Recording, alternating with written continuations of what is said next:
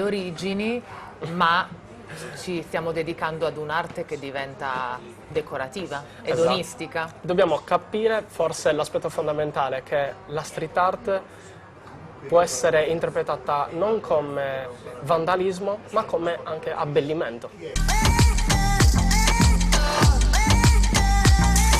L'arte è motore di crescita sociale e strumento di riqualificazione degli spazi e dei luoghi. Da questa convinzione nasce l'idea dell'artista Manu Invisible di realizzare dei murales sulle facciate dei palazzi del quartiere di Santa Teresa a Pirri.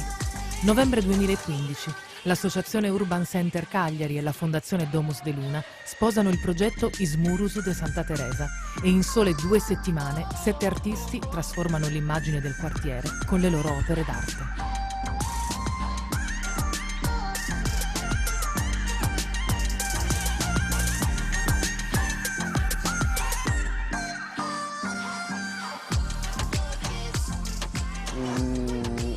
Penso che il fatto che siano stati realizzati dei murales, oltre che avere anche una valenza sociale, perché noi prima di realizzare le opere siamo passati casa per casa con gli artisti che hanno proposto 2 alternative di opera per i murales che poi sarebbero andati nei loro palazzi, però comunque a prescindere da questo... Quindi i cittadini hanno partecipato, hanno scelto l'opera che loro preferivano? Sì, i cittadini, i residenti dei palazzi, certo. comunque sì. soggetti di intervento, e gli altri invece hanno potuto dire la loro, dato che